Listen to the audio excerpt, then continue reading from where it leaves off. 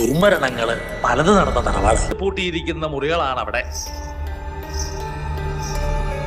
ഇത് ചെയ്തവനെ ഞാൻ പൂട്ടും. വൻ ദൃശ്യമികവോടെ Manichitrathazhu release teaser. Horror thriller മൂഡിൽ ഒരുക്കിയിരിക്കുന്ന ടീസർ കൂടി പുറത്തുവന്നതോടെ ഏറെ ആവേശത്തിലാണ് മലയാള സിനിമാ സ്വാദകരും ആരാധകരും. മലയാള സിനിമയിലെ എക്കാലത്തെയും ക്ലാസ് ചിത്രമായ മണിച്ചിത്രത്താഴിന്റെ റിലീസ് ടീസർ പുറത്തുവിട്ടു. മലയാളികൾക്ക് ഇന്നും മനപാഠമായ ചിത്രത്തിലെ സംഭാഷണങ്ങളും രംഗങ്ങളും കോർത്തിണക്കിയാണ് ടീസർ റിലീസ് ചെയ്തിരിക്കുന്നത്. ഒപ്പം മികച്ച ദൃശ്യമികവും. ഹെയർ ത്രില്ലർ മൂഡിൽ ഒരുക്കിയിരിക്കുന്ന ടീസർ കൂടി പുറത്തുവന്നതോടെ ഏറെ ആവേശത്തിലാണ് മലയാള സിനിമാ സ്വാദകരും ആരാധകരും.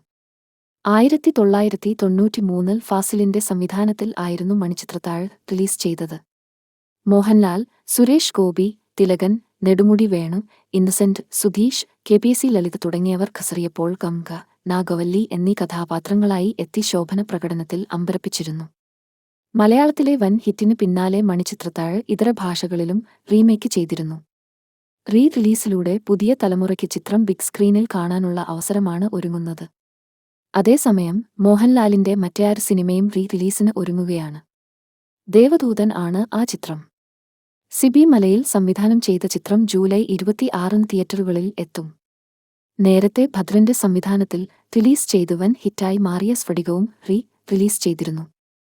ബിഗ് സ്ക്രീനിൽ വീണ്ടും ആ ക്ലാസിക് പ്രകടനം. കൂടുതൽ മിഴിവോടെ ദേവദൂതൻ ഇനി 4 ദിവസം. ബറോസ് ആണ് മോഹൻലാലിന്റേതായി റിലീസിന് ഒരുങ്ങുന്ന ചിത്രം. സെപ്റ്റംബർ 12 റിലീസ് ചെയ്യുക. മോഹൻലാലിന്റെ സംവിധാനത്തിൽ എത്തുന്ന ആദ്യ ചിത്രം എന്ന പ്രത്യേകതയും ബറോസിന് ഉണ്ട്. ബറോസിനെ അപ്പം മറ്റൊരു സിനിമ കൂടി റിലീസിന് ഒരുങ്ങുന്നുവെന്നാണ് വിവരം. ടോവിനോ തോമസിന്റെ ബിഗ് ബജറ്റ് 3D ചിത്രം അജയന്റെ രണ്ടാം മോഷണമാണ് ആ ചിത്രം. സെപ്റ്റംബർ 12 സിനിമ റിലീസ് ചെയ്യുമെന്നാണ് ട്വിറ്ററിലെ പ്രചരണം. ശാസ്താവാണ്, ഹരിഹരസുതനാണ് സത്യം. ഇത് ചെയ്തവനെ ഞാൻ പൂട്ടും. മണിച്ചിത്ര പൂട്ടിട്ട് ഞാൻ പൂട്ടും.